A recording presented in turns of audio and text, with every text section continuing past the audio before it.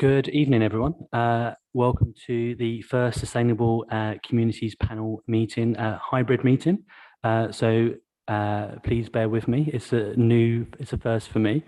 Tonight we've got I'm very welcome and glad to have representatives from Clarion come in, but also we've got colleagues on dial in remotely, officers who will be there to answer questions as well. Just a bit of a brief. We're going to obviously take some business on Clarence Repairs, hear about the end of the eviction ban. I'm going to run through items 1 to 5 in order, take items 6 to 7 together, and we're going to end with item 8. And at the start of item 6, we'll have a short video for about 3 minutes, and then Michelle from Clarion will have about 3 minutes to respond. Is that okay with everyone? Brilliant. Cool. All right, let's get going. So, apologies for absence. I've got Councillor Dave Ward is unfortunately unwell, but we've got Councillor Sally Kenny stepping in for him. And do we have any? I think, and we've got Councillor Lakshmi, who is unfortunately unable to attend as well. And we've got Ben Butler standing in for Lakshmi too. Do we have any declarations of interest? Nope. Fantastic. Minutes from the previous meeting. Agreed. Super stuff. So we've got a new item on the agenda. So do please give feedback outside this meeting. We've got an action log. So what we're doing is, as we go through the business, we are just pulling together our recommendations and actions just as a tidy place to keep that together. Appreciate comments may be brief this time, but I didn't know if there's any member of the panel had anything they wanted to say on the current actions outstanding or completed. Go for it. Yes, thank you. It's good to have an action log. I was a bit disconcerted to see the number of items that are listed as black not started. I was wondering if we could have an update from officers about when they would be starting. And some of the greens I don't think are green. I put comments here saying really, I don't think most of them have been started. I'd wager most of them are black or red. So I'd appreciate an update at the next meeting. Is your microphone not working your end? Well, maybe this is not working very well then, because I don't want to eat the damn thing. If I can summarize, so I think you were saying that we just need to double check that the greens are greens and that the blacks need action in accordingly. Is that correct, Dan? Cool. No worries. So let me take that away as a chair's action. Unless there's any officers on the line who want to comment on the current status of any of the actions. And, oh, sorry, 1 second before I do that. Geraldine, sorry, you had a question. Yeah.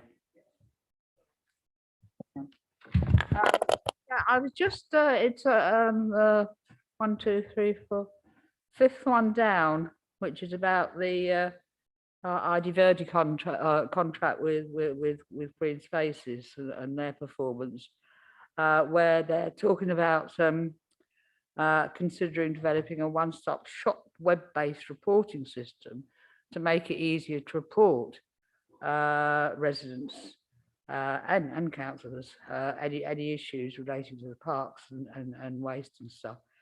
But I thought they were already included in the public space contact, which is what I've been tending to do, report it through public space in the same way as I report waste issues and stuff like that. So is that not sort of working, or are they changing it or improving it, or what?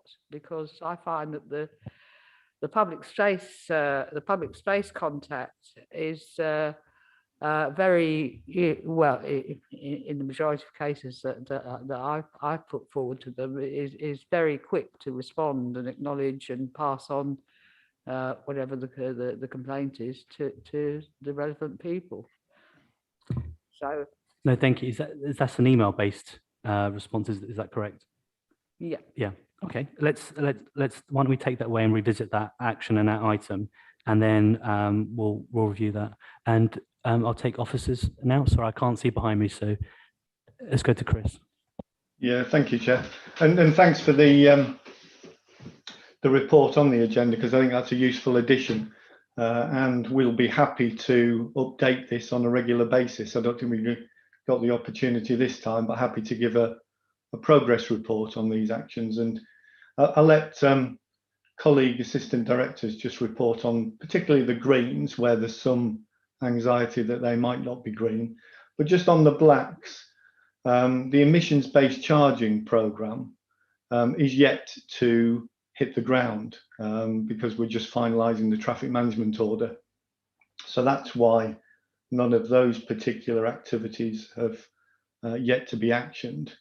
And there's just on the roadworks and utilities, James can add further detail that I can't, but there's a huge amount of work that's been going on behind the scenes on those particular areas, and we'll be happy to update those at future meetings, particularly around the second action there around carrying out further work to monitor numbers and emissions, because we're just about to invest in, I think it's 68 air quality monitors around the borough, which also capture vehicle volumes and vehicle types, which will give us pretty much unrivaled London information about the source of air pollution in the borough.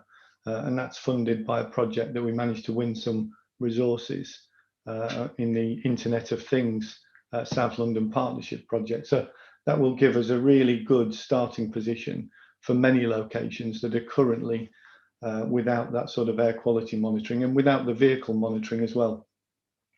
And on the first action there around roadworks and utilities, we've just had the most recent report on highway condition and footway condition. So that will inform our analysis and allow us to further populate the website so that the public can have information about highway condition, and as they have at the moment, about the investment programme, the capital programme, where we're spending over £2.5 million each year in improving the quality of the highway and the footway. And work I know is going on with regard to the information hub, which will in part be a link to London councils, where the responsibility for monitoring the lorry control ban sits and the enforcement activity takes place. But with that general point, I'll see whether colleague assistant directors wanted to add anything, and maybe firstly to ask John Bosley to update, because I know John's leading on some work which will improve that single point of contact through a particular piece of software called Fix My Street. John, you're on mute, John.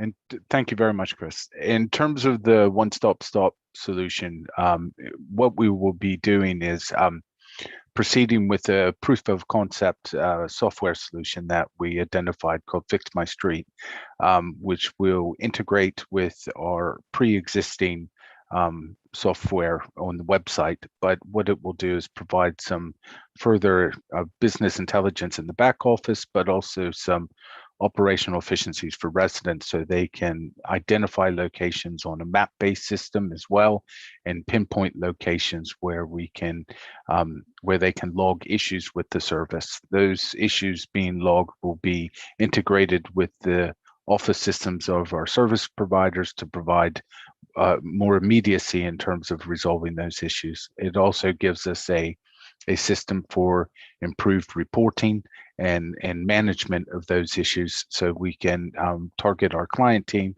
in order to provide better overall management of those services. And that will work across the piece of our offer within public space, help us with fly tipping, as well as being able to record litter bins in parks which may be overflowing.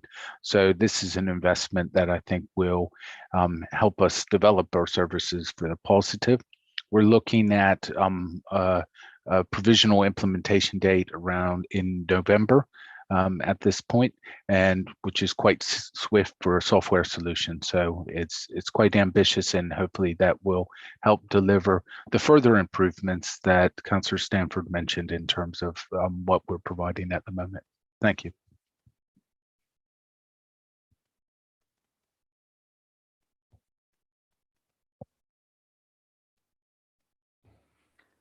That's fantastic. Does anyone else want to add to that at all?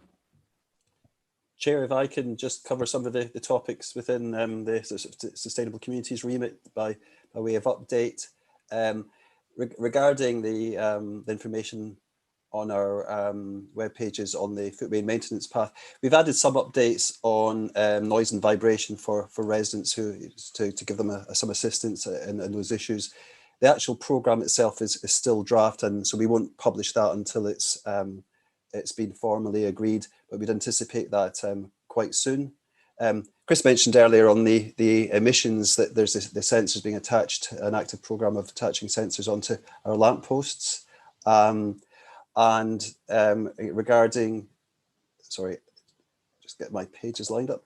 Regarding the HGV hub, we've got the links online to the London-wide schemes that Chris again mentioned earlier, London councils. We are reviewing it to see what we can do more locally, but for the time being, that's the most relevant sources of information that we can point residents to. School streets, we've got, along with colleagues elsewhere in the department, the monitoring, the cameras that are monitoring, and the consultation is ongoing, and we are encouraging, we'll encourage feedback through that, as well as making sure residents are aware that the cameras and the zones are active and live.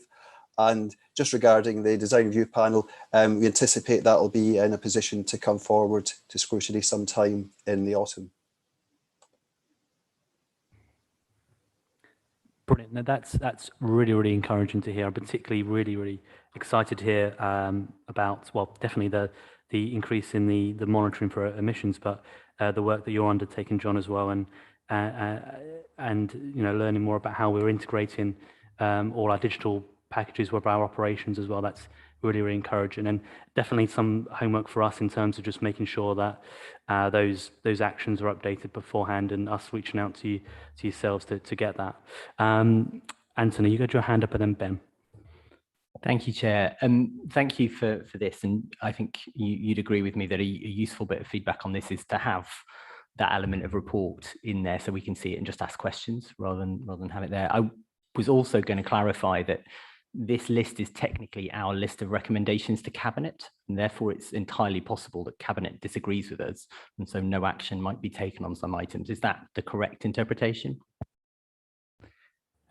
Yes, so two parts there. So definitely, that's hand up. It's my fault for not reaching out to officers for the to put that information, which Chris and colleagues have outlined, in here first. But you're right; these are ultimately recommendations. But I would hope to also include actions for us as a panel. One thing, because not everything we necessarily do will be a recommendation. But these in here are actual recommendations to the Cabinet. Ben. Thank you, Chair, and thank you, John, especially for kind of talking about something I've been excited about for a long time. is that one-stop shop, and I am a substitute on this, so feel free to tell me if I'm out of place here. But it would be good to note those things down. I'm excited for November now, John. So shall we start noting in these reports that the latest comments from council officers and when they're thinking things are likely, and then we are best placed then to have it in one place and follow up. No, absolutely agree, and I would hope everyone finds this quite useful, and it's not a stick at all. It's actually an opportunity to pretty much browse through the entire work that we've done previously and just get a very quick update, because there's so much stuff, and by the nature of time we can't cover it all, and it does it injustice. And by today's update we already know 4, 5, 6 important things that we wouldn't know unless we asked these questions. So it's fantastic. Thank you, everyone. Is there anything else before we move on to performance? So we move on to the next item, performance. Is there any particular questions? David? So you can choose a period of a month, but it doesn't matter. But how many fly tips has there been, hopefully in the last month or in the last data available? And once I get the answer, I'll just have a follow-up statement. John, did you hear the question?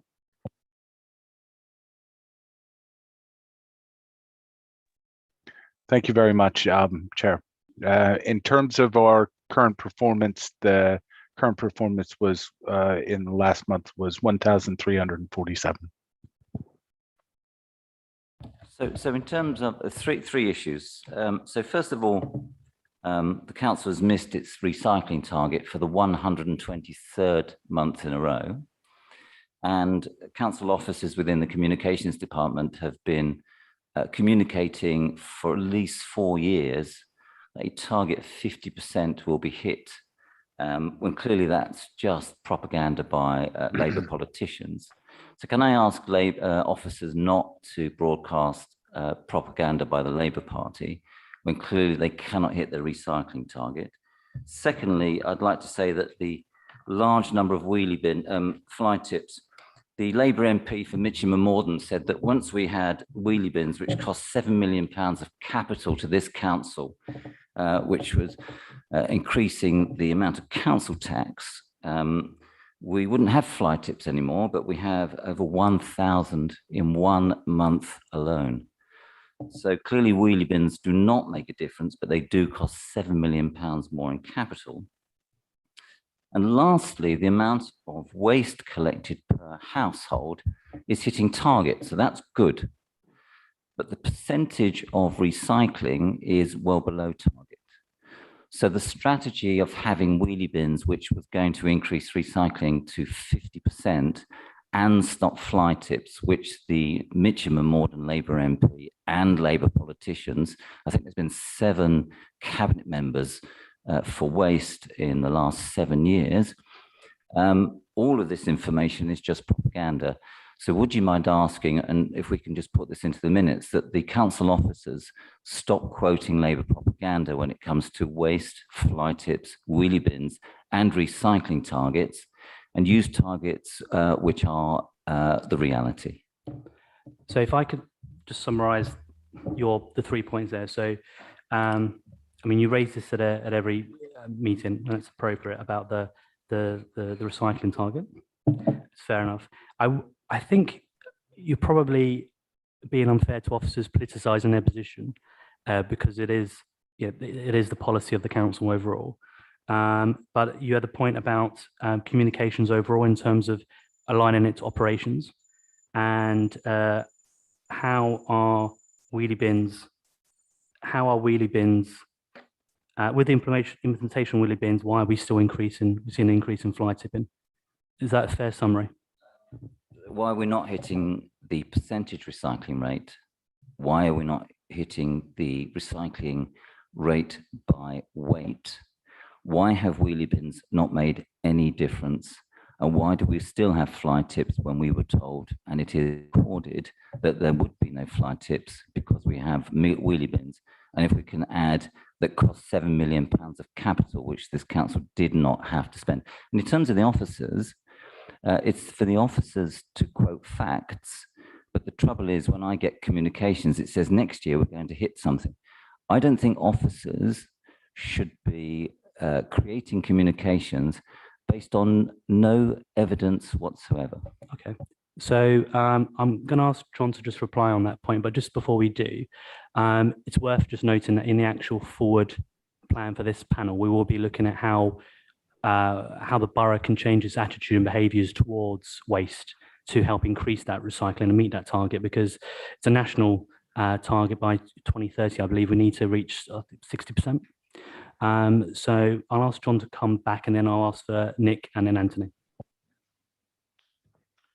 Sure, if I could just say a few words before handing over to John, because Councillor Dean's raised the point about the recycling target on a number of occasions, and I acknowledge that.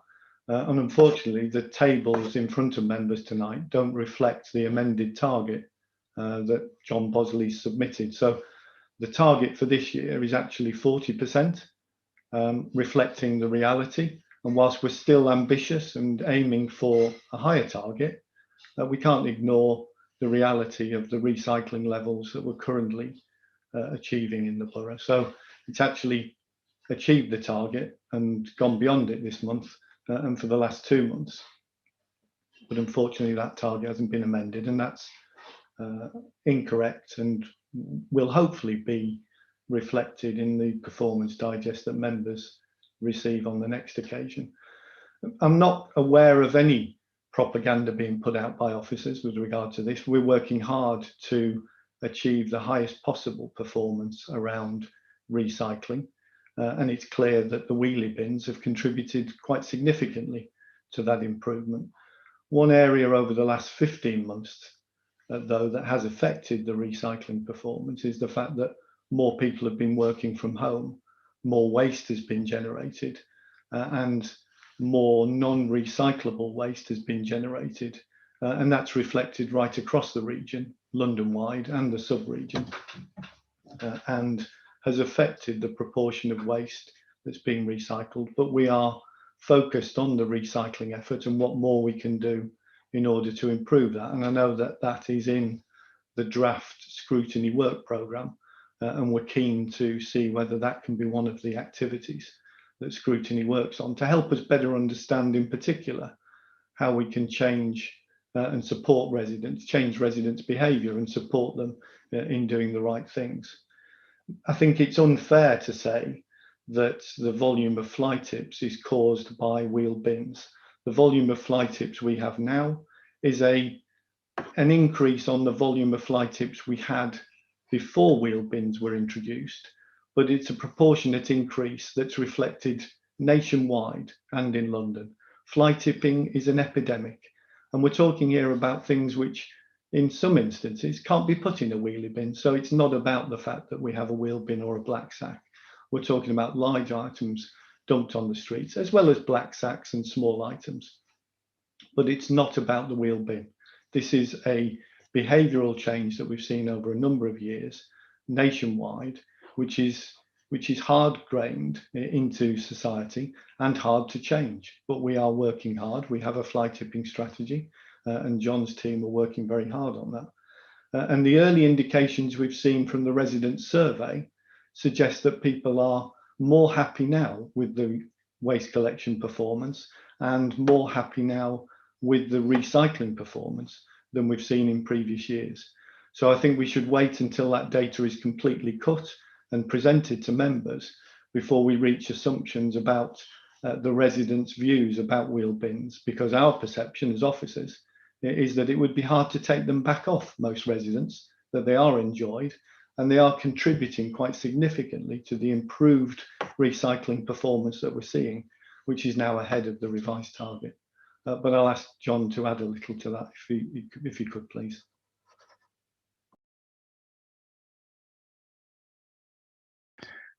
Thank you, Chris. In terms of I can add some bit of information in terms of the increase in waste horizons that we've seen with the majority of people working from home.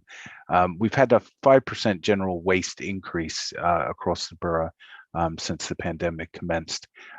However, what's been positive from our perspective is that we've had a significant increase in the amount of food waste that is now recycled with an increase of 8% and a further 9% increase in the dry mix recycling that is being recovered. So we're seeing very positive trends in terms of people taking the appropriate measures to manage the additional waste that has been generated through the pandemic. An important point to note, if I was comparing Merton's progress as compared to an equitable authority, I think one of the limiting factors about our recycling rate is about the amount of garden waste that is recycled that we include within our figures.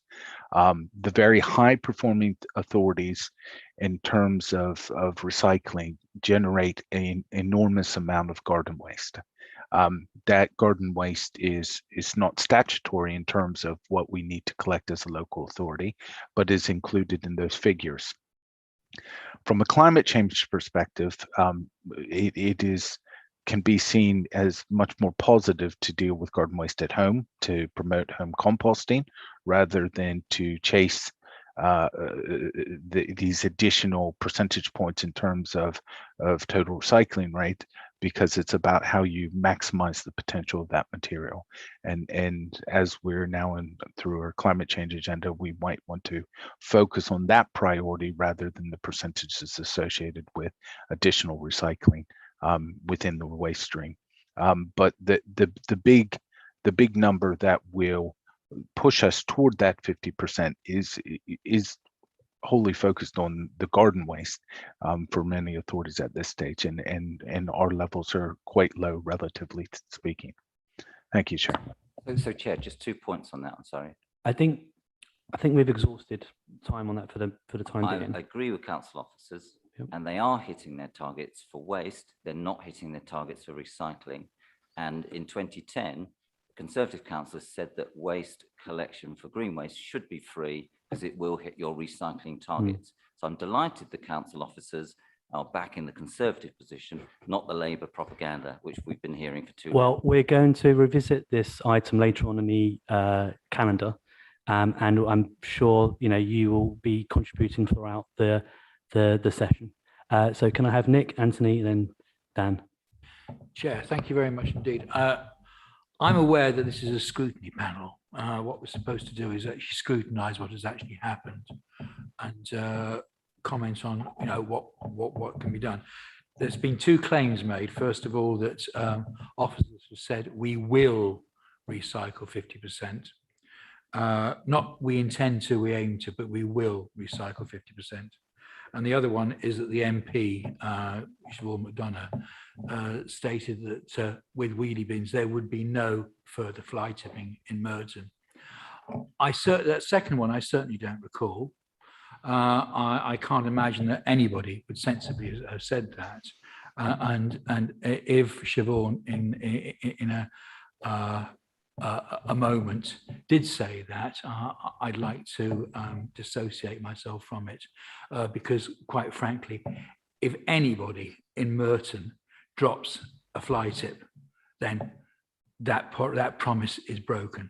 So I would suggest that it was never said, and if it was never said, I would strongly suggest that be struck from any minutes, and that in fact Councillor Dean, I know he won't, but Councillor Dean admits that it's not the case. Thank you. Thank you. It matters whether we are a scrutiny committee. We scrutinise facts. We don't scrutinise assertions. Absolutely. And let's take that matter outside and fact check it accordingly. Anthony. Thank you, Chair. A point and a question about the performance monitoring stats, if I could. The first one is that a lot of the stuff in front of us here are annual measures and quarterly measures, and it makes our job of scrutinising those figures impossible because the tables are sort of blank. And so I didn't know if there were any thoughts on how we might, if we're increasing our focus on the performance monitoring, how we might tweak things so that we've got slightly better oversight. My question was on page 15, and is the development and building control stats. There's a lot of red lights there, but particularly I wanted to highlight planning enforcement cases. Now we've had officers come and explain to us a plan for dealing with the backlog here before. However, things don't seem to be improving at all. And I know it's, especially with lots more people at home, there's a lot more people getting on each other's nerves. There's a lot of planning enforcement and neighbour disputes occurring. And I've certainly had casework where we're looking at 2 or 3 years down the line to resolve planning enforcement cases. So I wondered if we could have a quick update on that. Thank you. Thank you. And Dan? Yes, thank you. I want to follow up on planning as well. We keep being told that planning is meant to be a good service, but these figures show otherwise. So what I want to broadly ask officers is, what is going wrong? And secondly, does that explain why planning officers never respond to applicants, the public, or even councillors? So if I can just summarise that for officers. So, sorry, 1 second. I promise I did pass my natural flow. So So just summarize that in terms of planning. So we want to understand what's the plan from red to green, and wider point Anthony said about comments and suggestions on performance monitoring. Perhaps that we can take that outside and colleagues can email me directly. And if we want to have a meeting with officers outside, we can arrange that and work accordingly to that. And obviously there's Nick's point, which we will fact check and reflect accordingly in the minutes. So I think, Chris, can I leave you to answer the planning, you and James, the planning question, please? Yeah. Yeah, I'll say a few words, and then I know James will want to cover this as well, because James and I were talking only earlier today about the planning performance, and both of us would agree that it's not where we want it to be. It's not acceptable. Having said that, you know, the planning performance, the development control side, hit their targets for the last financial year. So we're only 2 months into this year, but I acknowledge that the performance isn't where we want it to be on a monthly basis, and particularly planning enforcement, which has been almost a perennial problem in terms of dealing with some of the backlog there. I also would slightly disagree with the assertion that planning officers never respond to developers. I think that's a slightly general point, but I see a lot of the correspondence between developers and applicants and the planning officers, and I think it's probably more the exception where the responses aren't provided. But again, I'd acknowledge that the customer care side of the planning performance has got room for improvement. Members will know that the head of planning is moving on, Neil Milligan, and that gives us a real opportunity to think about how we can ensure that we've got the right capacity there to deal with some of the problems. But James will talk about some of the staffing issues that we've got and how we're working on reaching the level of performance that members can be proud of. Thanks, Chris, and thanks, Jeff. If I can just take it in the order there of planning enforcement, and yes, it has been something that has been a focus, but the figures have not moved to the extent that we would like. Therefore, we are looking at, and if I can cover off in terms of how we're approaching that with the Neil Milligan's replacement, where I'm looking for an interim manager to come in. That's to cover the planning enforcement, the building control, and the development control service. It's quite a tough market, and recognise that what we feel would be better was to get somebody to come in to do a review of some of the staffing structure and some of those staffing issues, just to make sure that as we go out to recruit permanently, we've got a solid foundation to come in. I think that's also partly because it coincides with the fact that all indications would be that we, through going through a recruitment process and ultimately getting a person in post, could be a 6 to 8 month process just by the very nature of recruitment. Therefore, it was sensible to get an interim manager in. The market is reasonably buoyant for that, so confident that we'll get somebody in before the end of July. But I'm going to take that opportunity for them to do an initial quick piece of work, which is to just make sure that if any of the issues around the structure of the team, and also how we divide majors and minors, is something that we should take account of and look to review early on. And that also will include planning enforcement, and that's looking at the structure, the team structure we've got for that, which currently is a deputy manager and officers. Whether we need to reinforce that by way of getting some greater input and clearance of planning enforcement cases. I think one of the things that we recognise with planning enforcement is that there's we know that there's a position where we can clear many of those quite swiftly. We want to do that, but there are also some in long running cases which by their very nature are more difficult to resolve, and we also want to make sure we pay due attention to those. Regarding planning performance, I think that we've come off the back of a year where we were successful in our figures, but we don't want to have a month and month showing red. But I think recognise that we've got an issue in staffing with the manager is leaving, but also we've got a number of agency staff in the planning service, and that's partly replicated in many planning teams throughout London. So we are looking to see how we can move from greater number of agency staff to actually the balance being with either fixed term or permanent contracts. Because one of the issues with agency staff is they can leave at short notices. Indeed, they have. We've had some examples of agency staff coming in and leaving after a number of weeks because they've got a slightly increased offer in another borough. And we've also noted that during the period of lockdown, when planning officers are working from home, there's much greater flexibility on where they can work. However, all of that is not the sole issue. It's also, I think there's an issue about customer service. I think that we get 4,000 odd applications a year, and we have a number of cases where I think the customer service isn't where we would want it to be. But I think on the whole, the majority of cases we answer. However, we'd acknowledge that that's something that we want to review in terms of the systems. Where there have been some issues, there's been a number of staff, perhaps agency staff turnover, that's caused some hiccups in how we've addressed some of the responses to customer service. I also say that it's very often an area where applicants are very often on the case officer's back if the application isn't going the way they want, and therefore it's something that we're mindful of. We need to make sure that the officers have got the space to just follow the policy and make sure that the right decision is made, whether it's through officers delegation or through planning applications committee. So we're looking at a reboot of the team, turning agency staff into permanent staff, and looking to see whether there's any short-term measures that we can do by way of the structure, pending the recruitment of a permanent replacement for the head of service.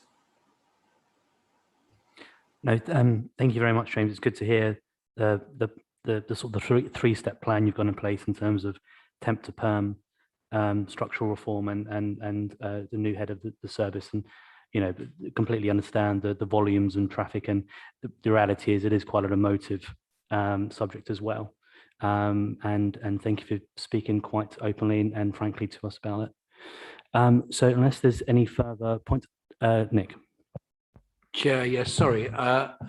Following on from my last statement, we've just heard from a fellow panelist that officers never respond to councillors, which I believe that the officers here have answered very well. But again, it's an assertion. In this particular case, I know it to be untrue because officers have often responded to me as a councillor about planning applications, and I'm sure they've done so with every other councillor here in this room. This is not what scrutiny is for, Chair. Scrutiny is for actually looking at facts, not making wild assertions which have no basis in facts whatsoever. Quite honestly, if panelists want to do that sort of thing, they should find another venue to do it in. Thank you. And no, thank you. And I'll take your comments on board on further chairing, as latitude for such comments will be reduced significantly. So unless there's no further questions, we're on to our next item. So that's the Clarence Repairs. So just a bit of history why this item has come before us. So on the 21st of May, through social media, it was brought to my attention of a number of challenges on the Eastfields estate. And I've reached out to Rosie, our Democratic Service Officer, to put this item on the agenda. And I'm very grateful that Clara and I are here to answer our questions. And since then, we know that a series of events have happened. We know that the cabinet member has taken this quite seriously. We've got a letter in front of all of you that was sent today, detailing various questions. And no doubt you may have questions for Martin as well. And we've got Clara in here to answer questions. We've also got officers who can address any particular questions. We've got obviously Steve Langley from the Housing Service, and also James talking about, there are wider implications of why these situations happen in terms of regeneration and future moving forward.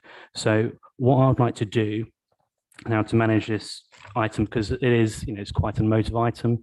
The house is more than a house, it's a home. And for those of you who visited some of these homes as well, be quite distressed. So what I'd like to do is first address the current situation, what's happened, what's the remedial action being put in place, and then move on to sort of looking beforehand the circumstances. Why did this end up to where it was? And then we'll talk about the future as well, because we know through our own dealings that the stock itself is on its last legs, quite frankly, and we need to understand what are the milestones and the small p politics as councillors here to show unity that we need to address that moving forward. So what I'd like to do first is play a short 3-minute video. You may have seen this on ITV, and I've given the nature of COVID restrictions and given the hesitance to have residents here because of that, I feel it was only appropriate to try and reflect some of the residents' feelings. And afterwards, Michelle from Clarion is going to address the comments there. Thank you.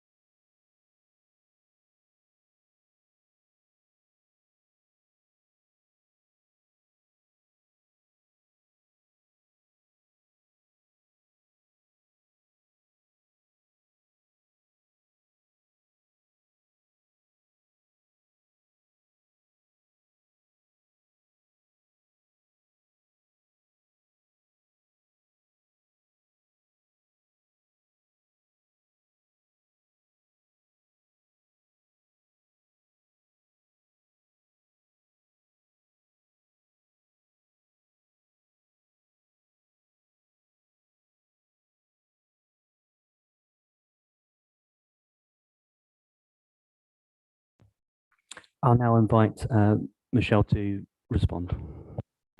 Thank you, Chair. Can I just check, can everyone hear me okay?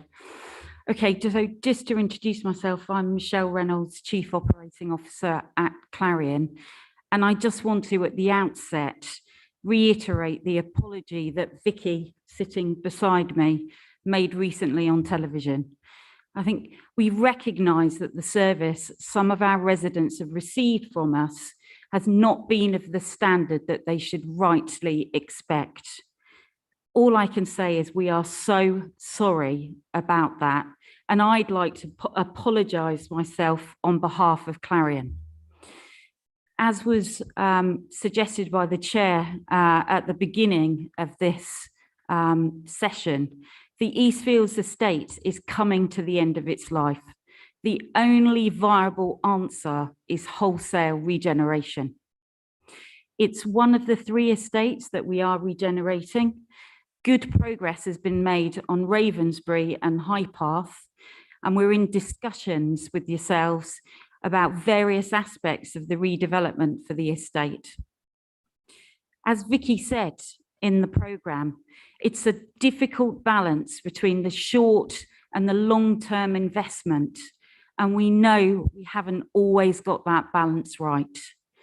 What I can say is that the last 18 months has been a real challenge for our residents and for us, and we've been working really hard to deliver a repairs service during that time, and we've had to adapt that service. It's been really challenging, and I'm sure through the questions that you'll ask in due course, we can share some detailed facts and information about the staff shortages that we've faced from some of our repair operatives, either through them having COVID or having to isolate or shield. This has had inevitable challenges in terms of our service delivery. What I would like to focus on now is the agreed action plan that we have put in place. We've already written from myself to all of the residents on the Eastfield estate and followed that up with a further communication and newsletter. We've been knocking on doors, and tomorrow and Saturday we have an estate day where staff will be out and door knocking and meeting with every single resident on the estate. We'll be using that intelligence from the door knocking to inform any further changes that we want to see and our residents, most importantly, want to see. To make sure that we're as accessible and visible to our residents as we can be, we've reopened the estate office on the estate so that residents can come down and speak to us. We've also set up a dedicated Eastfield Repairs email address so that residents can report any outstanding repairs to us. We were doing pest control and baiting on the estate already, but we have enhanced that baiting and we'll be extending that, and that contract is due to start. We've also put in additional refuse collection and that will be twice weekly. We've put additional resources onto the estate in terms of repair operatives and Clarion staff as well. And I think one of the things that I've certainly put in place is, oh, sorry, the mic's going, is more regular communication with councillors, our key stakeholders, and obviously meeting our residents face to face, which has been really important to listen to their concerns. And I think one of the areas that we are, worried about is making sure that our residents are reporting repairs to us. And that is something that we might cover in a bit more detail in due course. But lastly, I wanted to give Chair, yourself and everyone here my assurance that we are absolutely committed, to responding to each and every resident's issues at Eastfield. Thank you. Thank you very much. And we're very fortunate as a panel to have 2 councillors here which have Clarion estates within their wards. So I'm going to give the first first questions to them. But just to remind how I'd like to organise this, because it is a complex subject. There's a lot of history. Remember stock transfer 2010, and we're not going to get through everything in this session. So first, can we address the current circumstances that we find ourselves in, as you've seen there? I'm going to have first question, and then don't know if Geraldine, do you have a question to follow as Ward Councillor for Eastfields? And then we're going to go to Ben, and we'll do one more round, and then we'll start off as we'll do Anthony, then Nick, and then David. So my first question is, I mean, we've heard Juliet, Chris's, and Janet's story from the news. Could you, where possible, update us into their circumstances and how the conditions we've seen is being addressed, and a rough timescales for that, please? And then Geraldine, do you want to say your question? Yeah. Yes, as you say, I've been involved with Clarion through the Eastfields estate for many years, before the pandemic started, when we already had problems with reporting repairs and maintenance issues. I believe, as I've said to many of you many times, because you had a very poor communication system within the actual Clarion or overall organisation. We would report things. I reported things particularly to the regional director that we were supposed to be doing. It was acknowledged that it was all going to happen. And then when I got no updates about what was happening, trying to contact the actual repair and maintenance department itself seemed practically impossible. And even when I did manage to get through to them, they wouldn't know what I was talking about. If I mentioned a repair that had been, said would be dealt with, oh, well, we don't know, we haven't got any record of that. Or the departments basically within Clarion, different departments don't seem to talk to each other. So,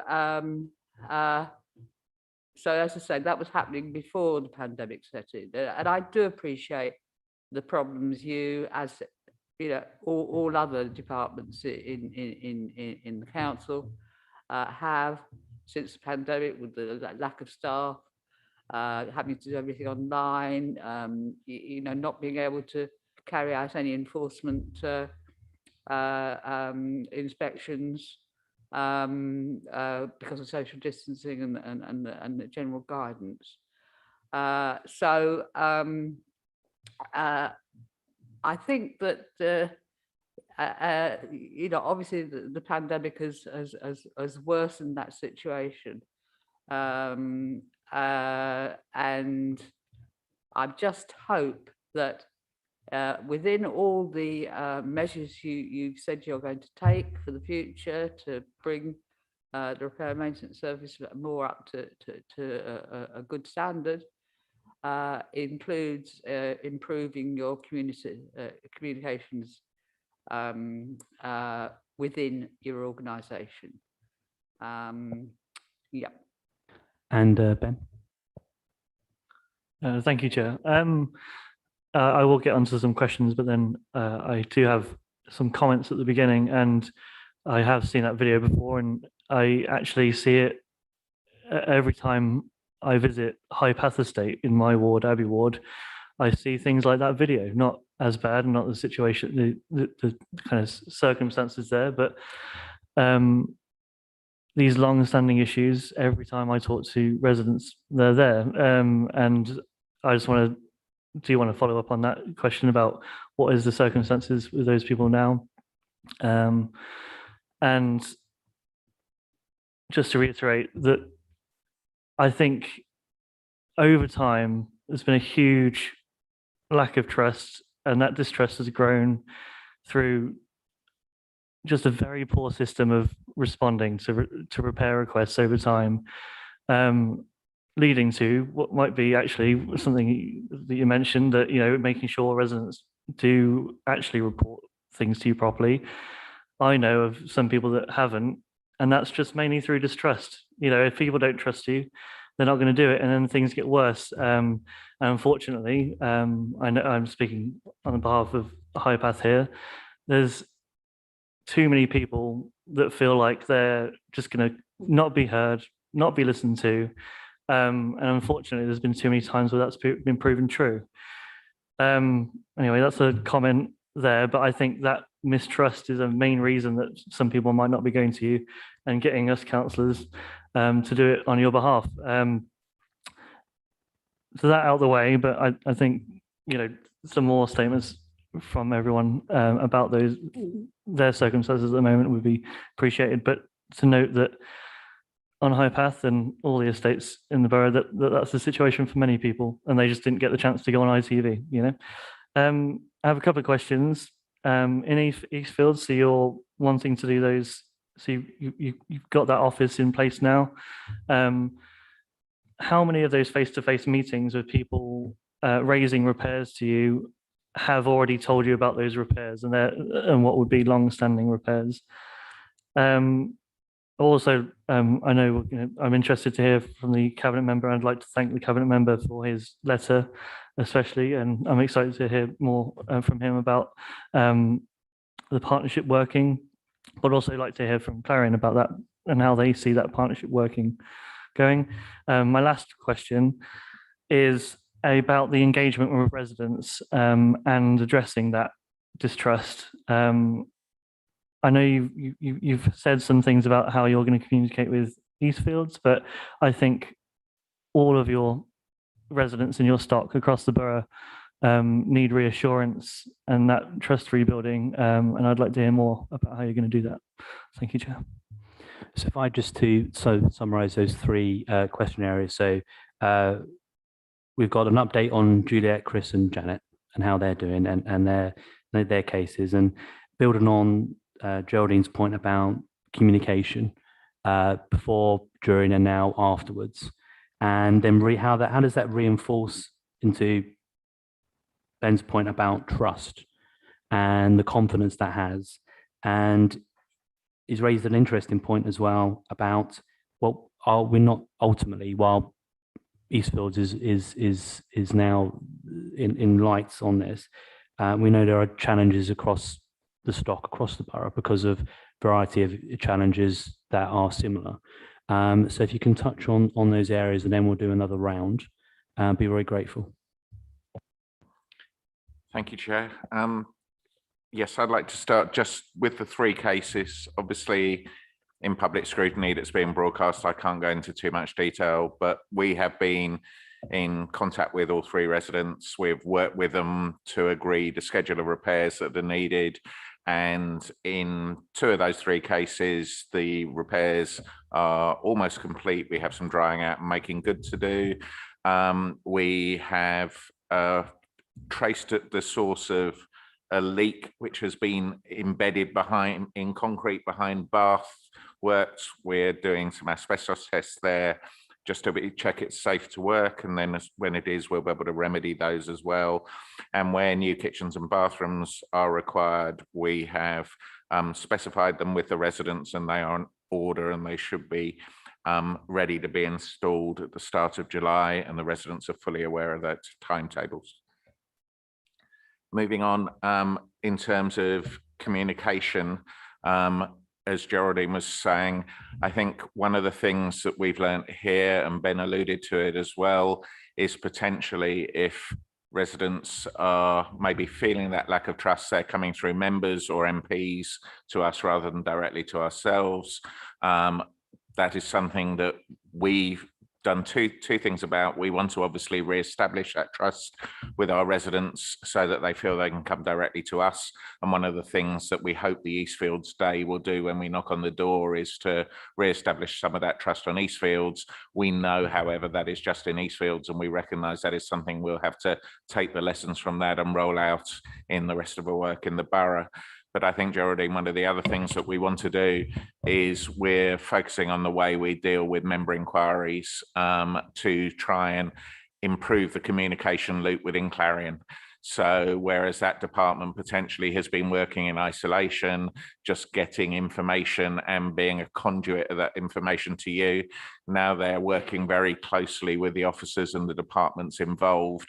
So that should actually, they can own the cases, know the cases, and challenge back to mean that they can be part of the loop to make sure these things are closed down efficiently and effectively. So far, that's proving reasonably successful. I think, Chair, you said that you wanted to wrap in agenda items 6 and 7 here, but so we were presented only on Monday with a list of cases that were member inquiries. On Monday, we have regular meetings now with the key MP's office there. We went through all of those cases on Monday.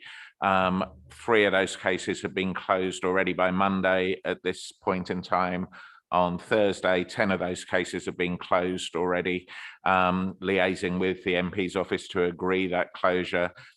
We've got 11 outstanding actions to close down more of those cases as well, which have been agreed. So significant improvement. We wouldn't have been able to carry that data previously.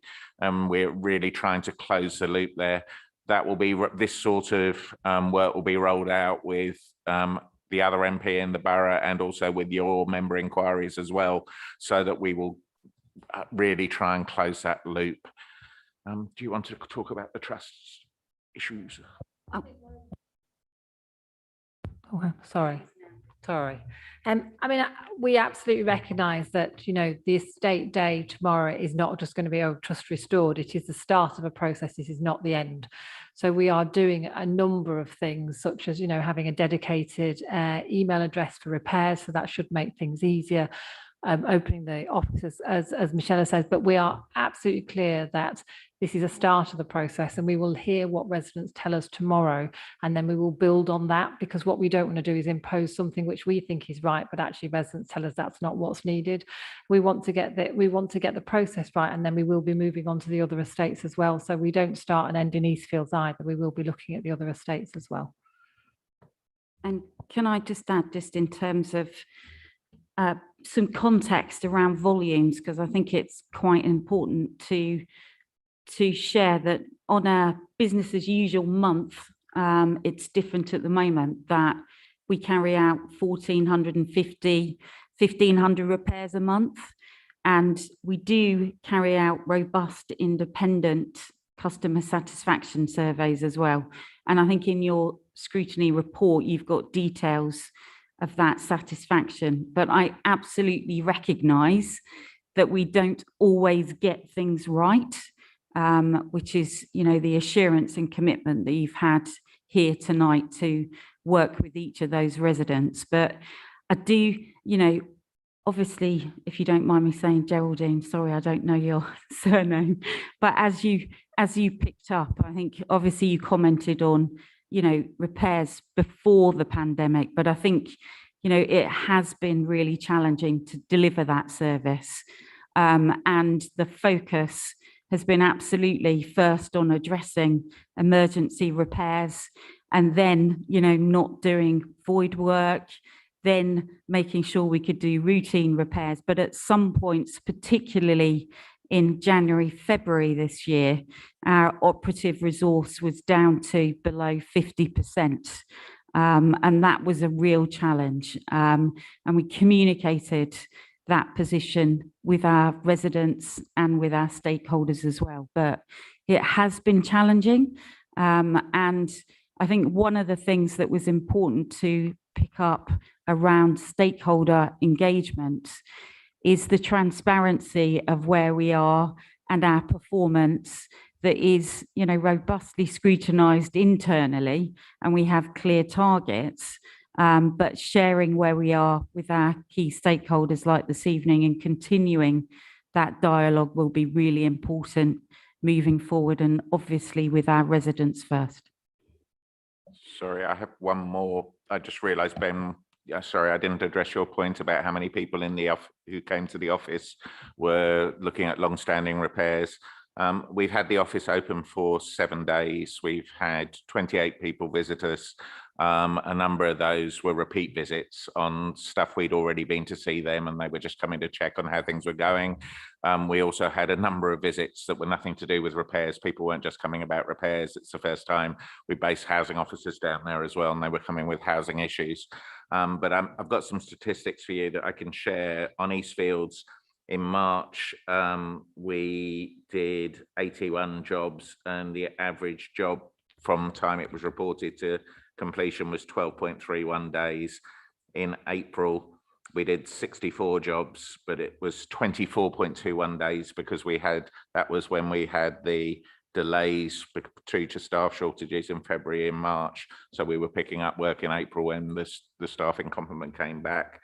And then in May, there were 45 jobs done and 13.25 days. The only other statistic to give you is that we opened the email 13 days ago, and we've had 16 repairs reported through it. Now, we don't know, as you say, whether that is trust, and we will really only find that out when we do the door knocking tomorrow. And we hope to find that that is representative, meaning that these are a few cases, however bad, on an estate that doesn't have that replicated. But, you know, the purpose of the door knocking is to find what is really out there and rebuild that trust. No, thank you. And you rightly interrupted because those are important figures, and thank you very much for adding that to the conversation. Before I bring in Nick, actually, I wanted to go back on a point that Ben raised and Michelle, you touched on. In a sense, do you see us and the council as partners or as stakeholders in this relationship? And where would you characterize that relationship now? And where would you like it to be? I know I'm kind of breaking my own rule and touching on the future, but it's just in context of this immediate issue here. And then Nick, and then Anthony, and then Sally's got a question. Nick. Cheers. Thank you very much indeed. Well, a rant at first. I mean, I'd like to say that apologies are very easy and repairs are very difficult. I can say that from a certain amount of experience without wanting to go too far back in the past. I was cabinet member for housing for a while, and I spent most of my housing experience with Circle, as they were then. And when I arrived in post, your repairs situation was perceived as being dire, although week on week you gave us, well, your predecessors gave us reports saying that customer satisfaction was high. But what I actually did was I did the only thing that I could do, because I'm I suppose not a brilliant strategic politician. I'm more of a manager. And so I looked at the repairs that hadn't been done, saw how long they hadn't been done, and I confronted officers from Circle week after week. And it took an age. I can say it genuinely took a good couple of years to see that turnaround beginning to happen. And it did happen. It did happen. Things did start to get better. But you know, given what we're talking about today, I wonder whether that was actually done not as a result of organizational change, but practically under duress, because you were so pissed off with the cabinet member continuously coming around and asking difficult questions. And I invited various other councillors to help me on that from both sides of the fence, actually. But it did get better, and then it moved to Clarion, and there was reorganization. There was significant reorganization. There's been reorganization after reorganization. And one thing I want to say about Eastfields is at the time, I gave Circle a bit of a leeway on Eastfields, because Eastfields was due for regeneration. And I was assured that it was going to be regenerated in a very short space of time. This is quite a long time ago. Martin has been cabinet member for 5 years at least. And there were no nearer regeneration than we were when I left post. So I have got 3 questions, because I think it's only fair, rather than just ranting, to actually give you. How are you going to reorganize yourselves So you create the kind of pressure that I was putting to you, how that you actually create that kind of pressure on yourselves, that you actually are scared of yourselves rather than scared of a part-time politician.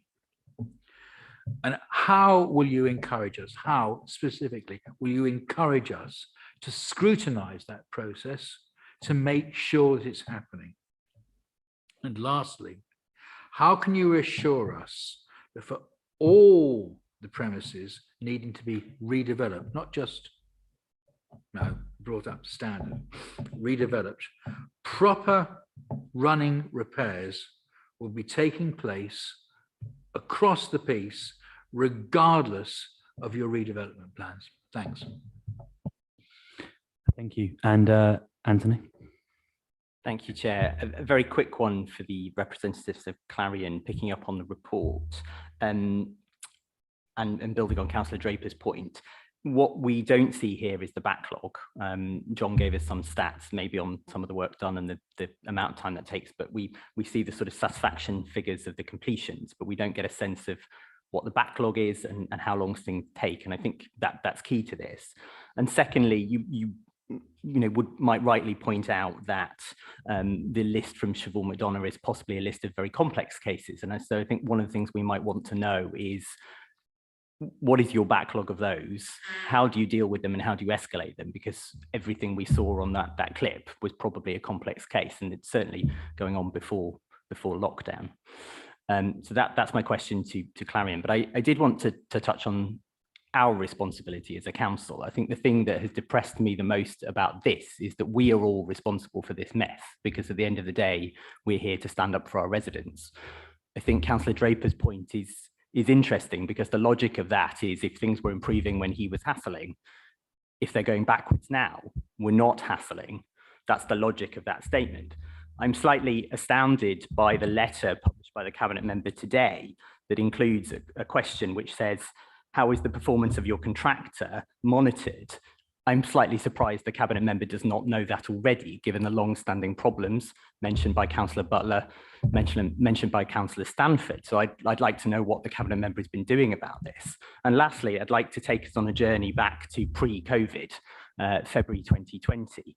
It seems a world away, but we sat here in another room in this meeting and discussed the problems at Eastfields and the problems with Clarion Repairs. And the action point was that the Director of Housing agreed with the Chair for the implementation of a working group consisting of senior Clarion representatives and Councillor Irons and Councillor Stanford to look at some of these issues. So I'd like to know whether that working group met, what that working group did, and what progress has been made. As I say, I'm slightly surprised to get this letter today on the 24th of June. Thank you very much, Chair. So I'm going to pause it there, and then Sally, I'll bring you in first, only because there's so many questions just there, if that's okay. So just to do a roundup, so we've got partners versus stakeholders. Then we've got how, building on Nick's history and the point that it seems that concerted efforts and pressure resolved the challenges at that time. How have you and how will you reorganise yourself, and how will you assure yourself about the repairs? And on Anthony's points, particularly about, we're talking about the backlog and what we don't see, and the complexity of the cases raised by Siobhan, bearing in mind, obviously, you can't testify to them individually due to data protection. And actually, why don't we also round up then some details about the working group? I've got some information on that because I joined the working group very briefly in a transition from chairs, but I can add to that at the end of Karen's response. Thank you, Chair. Please pick me up if I don't answer, or get colleagues to. So firstly, from my perspective, it absolutely needs to be partnership working. And, you know, I'm totally clear that the priority is to progress the regeneration, as we spoke about. And where we started, you know, this conversation was that the homes are reaching the end of their life, and the solution is regeneration. So I think that's really important to say. And I I met Councillor Wilson myself last week for a performance discussion. And I think with officers and Clarion staff, and I think we're very keen to continue regular meetings. And I've not been part of the ongoing discussions, but there's been detailed discussions in terms of the regeneration over the last year, chaired by my, from a Clarion perspective, my exec colleague, Richard Cook. So I think, you know, in terms of stakeholders and councillors, I'm really keen that if anyone wants to meet with me and my staff here and walk around the estates or their areas or discuss cases with me, I'm very willing to do that. And I know John can offer that as well. The other thing I would say is just picking up, Geraldine, one of your points from earlier, and from yourself as well, was concern about us not being accessible or responding. And we have set up a dedicated channel for councillors to contact us about cases as well. So I just wanted to reiterate that. And I think that, Rosie, you have the details of that and can share that around as well. So thank you. So I think the importance for me is, you know, sharing our performance and being very open and willing to do that. And, you know, continuing that dialogue of understanding some joint challenges that will be there. And this evening, listening to some of the discussion around fly tipping, bulk refuse collection are all things that we very much share challenges, and you know, understanding that, and also understanding our commitment in terms of 1.3 billion in terms of the regeneration of the 3 estates, and also the continued investment in our homes. I think there's a lot of opportunity to jointly make a difference in terms of Merton, and we're committed longer term as the housing provider. So hopefully that's covered enough on partnership working. I think just in terms of the work, the backlog, or the work in pipeline that we would call, I'll hand over to John for the detail on that. Thank you, Michelle. Yes, we had a pre-meeting on with Scrutiny and some members of the Scrutiny committee on Monday, and that was raised then. And so I've gone away and we've managed to get the work in progress for Eastfields. 110 jobs we have currently on the system. 34 of those are before the 31st of March. Most of those being communal works, which we have shelved for the moment due to staff shortages, to try and prioritise doing works in residents' homes. The longest one on there is December 2020, so nothing going back beyond then. We do have, as we've said on to you on Monday as well, on the list of cases that were given to us, these may be ongoing matters with a resident, but they're not necessarily the same leak or the same issue. Those things can get resolved and then return, unfortunately, due to the nature of our stock.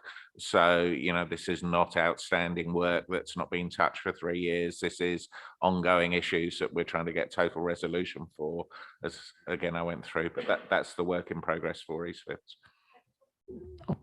I just wanted to add one thing as well. You're absolutely right to highlight that some of these cases are complex. You know, if it's a sort of fairly routine repair, I think actually we do it relatively quickly and relatively well. You're absolutely right to highlight that the more complex cases we don't do as well. We recognise that, and we are looking to put in some resident liaison officers for those kinds of cases, because to be honest, our operatives are good at repairing properties. What they're not very good at is getting there and saying, oh, actually it's going to be a much longer repair, I need to do this, I need to do that, and actually we're going to put a structure around that to make it easier, so that if it's a more complex case, actually we've got some backup and we've got some admin support and everything like that. So we do recognise that we are falling down on the more complex cases, and we're going to put in a structure to address that.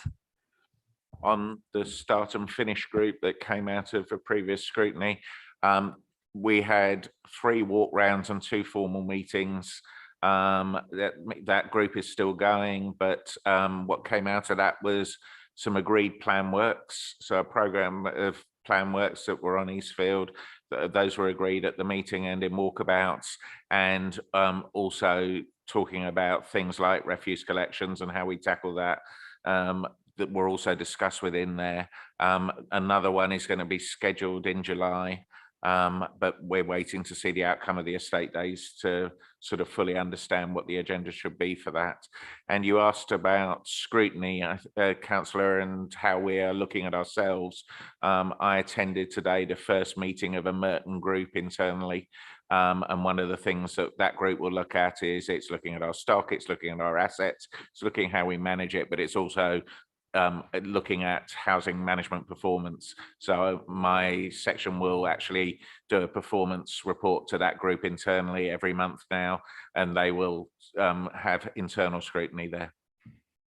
And I think, Chair, if I may just add to that, so we have clear contracts, obviously, with NG, our repairs provider, and in the scrutiny report, we've given you the key performance indicators that we monitor regularly, and the targets for that performance as well. And clearly, recently we've been meeting weekly with NG to look at the progress on our, obviously, the backlog, and looking at complaints and cases as well. So we do have a robust assurance internally, and are happy to regularly share that performance. Thank you. Just before I call in Sally, just wanted to come back on one point as part of the next round. So we talked. You said, John, the last or the most, the case which basically is the earliest is December 2020. You said that the earliest case is December 2020 in terms of repairs. Is that because all the cases had previously been completed, or is there a mechanism within your process where if you can't gain access to a property, or you don't get a response, that there's a sort of a 3 strikes and you stop? Like there is all to a degree, all processes have that type of suspension clause. And then I want to call in Sally, and then Nick, and then Ben, and then we'll go to David next. I will do, but I'll call Ben in only because I know he's got a local interest, and then I'll go back to you. I will do, David. Sally? Thank you, Chair. You say you have contractors for repair work, and I assume with this you have an emergency structure for call-outs, such as with leaks. Well, I'm also assuming you have building contents insurance, and therefore I cannot, if not, why not? And I think you should have it, because when someone's had a leak, as we saw in the clip, that brought down a ceiling, that leak would be there beforehand. You'd notice the marks and you'd look at it and investigate it before it brought down the ceiling. If you haven't got people who can come out to a leak to deal with it straight away, which gets a minor bill in comparison to a big bill when it brings down the ceiling, there are plenty of private contractors out there. If your particular contractors can't do it, you have to pay. But if you have building insurance, it will cover it. And I just don't understand how leaks cannot be identified, have an emergency call out to be addressed to save the concrete rotting, to save the ceiling falling down. It just, I don't understand. I don't understand how you can't deal with that. I can give you a name of a very wealthy private contractor operating in London who will come out within half an hour to do a leak for you. If I can do it, I don't know why your company can't do it. Nick? Briefly, it was just to come back to on something that Councillor Fairclough said. I hope that I made it clear that what I did as cabinet member was actually a weakness on my part. That I wasn't a good strategic cabinet member, whereas the current cabinet member is far better at being strategic than I was. I had a problem. I dealt with that problem. The fact that it worked was serendipity, quite honestly, and it clearly only worked as long as I remained in post because you were scared of me. And that's not a solution. I want to hear from you how you are going to have that internal thing, not a question of having meetings once a month and stuff like that. To create something where you are actually scared of your own failure, where you actually want to do things. And then put yourselves in a position where you report your successes and your failures to the cabinet member or to whoever else needs to know about it. It should not be the cabinet members or any other councillor's job to hold you to account all the time. Thank you. Ben.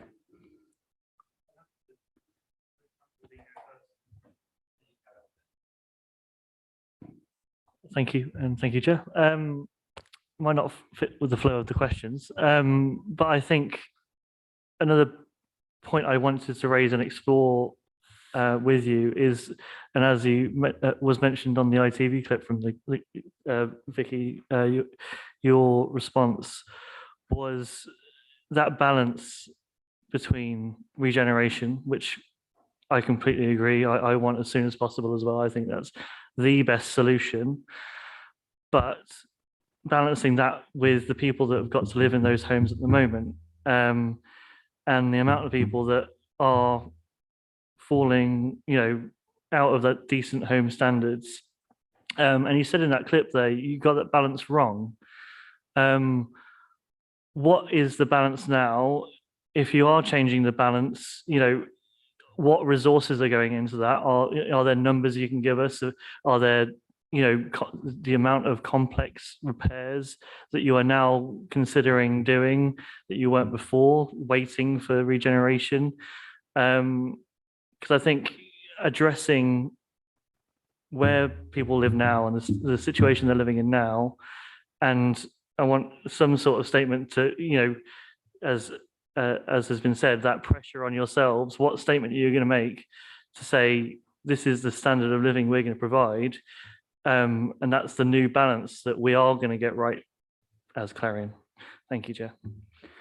Thank you, Ben. So if I just summarize that, so we're looking back, on the process perspective, and it may be worth getting a quick tour of that process to understand, is there a cliff edge or some sort of mechanism there that reports do go off the system, and therefore there may be some reports longer on that have been reported prior to December 2020. Sani's point about contingencies was really, really well made about what are your primary your primary go-to persons, your contractor, understandably, but what are their contingencies? What are your contingencies? How were you able to flex, or how weren't you able to flex given this period as well? And again, we're probably moving more into prior to COVID. So why do these arrangements happen? Nick's point, I think you've been a bit too unfair about yourself, I think, given I know you very well and you flex to the challenge, but how I think you summarized your point was about culture. So do you feel publicly, I can see that you've recognized failure, but do you feel internally there is a culture to do that, in so doing so you can resolve the problem rather than not? And final, Ben's point about just building on Vicky's comments in the video about balance, and where is that balance now moving forward, and will the measures you've put in, if I can add to your point, Ben, will the measures, that the interim measures, how interim are they? Are they the new normal now?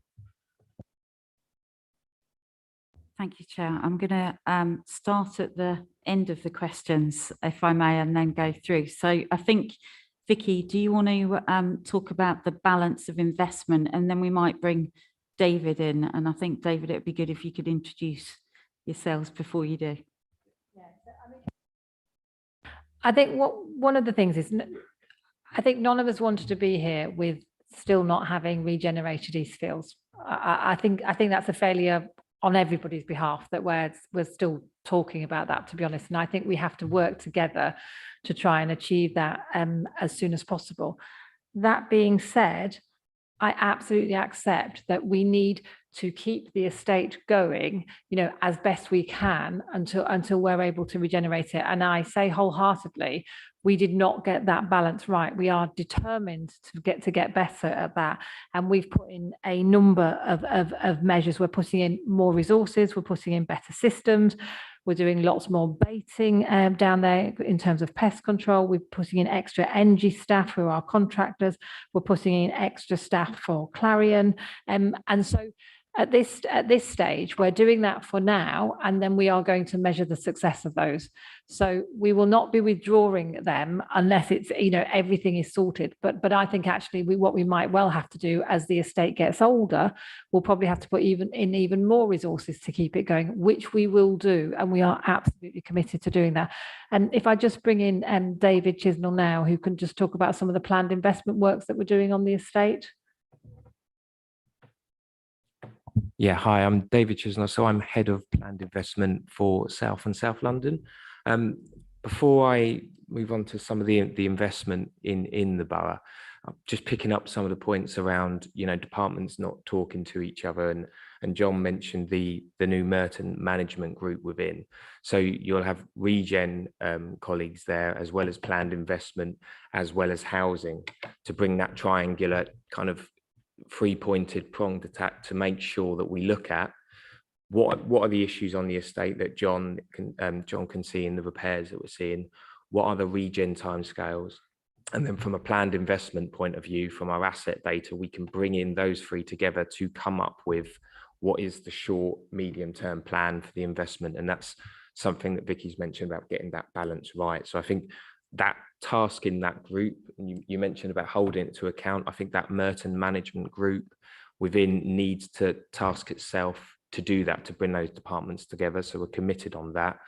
In terms of the 21-22 investment programme for the borough, we're looking at spending £8.3 million within the borough, and that is a mix of estate and block work and some of this is detailed in the report that you've seen, as well as some component replacements in the SW postcode. And when we say component replacements, we're talking about individual dwellings, roofs, kitchens, bathrooms to individual dwellings. So there's a balance between the work we're doing on the estates and the blocks, as well as the individual dwellings as well. There's obviously some, as you'll see in the report, there's some ventilation works within the programme for this year, which obviously address some of the damp and mould concerns that we have at some of those blocks. So I don't know if there's any questions in terms of the planned investment that we've got within the report, but I don't want to go too much into all of the detail because obviously you've all had that. Thank you. Thank you, David. Just coming on to culture now, I think from my perspective, what's really important here is we are a learning organisation, and I've given my assurance that we, and Councillor, I understand you're saying it's easy to say sorry, but we have apologised. We are apologising to each of those residents where we have not delivered the service that we should have, and the assurance that we're taking that accountability and looking at different ways of enhancing and delivering the service. And I think that's really important. And from my perspective, the confidence that within Clarion and within my teams that you have here today, that, that assurance starts with is the triangulation of the facts and the data. How do we challenge ourselves and put pressure on ourselves? It's absolutely looking at, being accountable to our residents, listening, and that starts at Eastfield tomorrow, doing that door knocking. And I think, we've raised, do we need to look at a different standard? And I think what's important is that we work with our residents to look at what that standard looks like knowing that regeneration is the solution here, what is the smart investment that is needed in our homes whilst that regeneration is underway. So I think that is really important, and we will, share that and go through that process. Just in terms of emergency repairs, yes, the contracts, we do deliver emergency repairs, and I think John gave some of the information earlier, but in March 21, there were 379 emergency jobs. The average time to complete that emergency to make safe was 0.15. So within the day and making safe, because absolutely that's what's important. April 21, 365 emergencies, 0.28 of a day to respond. And in May, 298 and 0.21 of a day to respond. So we do have insurance, obviously, for our buildings, but in terms of the internal belongings for customers, that's residents have their own insurance. And John, I wonder whether you could just share a bit of the difficulty and challenges in terms of leaks and detection. Yeah, and just to pick up on a couple of points that were raised in terms of the detail. Just first of all, talking about the whip and before December 20, yes, we do have the 3 strikes. If we go and we try and make an appointment with you and you don't keep that appointment in 3 times, then the job can be closed down. The resident will be told, though, that they can contact us again to make a further appointment to open the job again anytime. So that is, again, working with our residents to make sure that we can happen. So yes, we could have had a job that wasn't completed back then, but we would have been saying to the resident quite clearly, tell us when you can be there, we'll open up a fresh job for you, and we'll do that.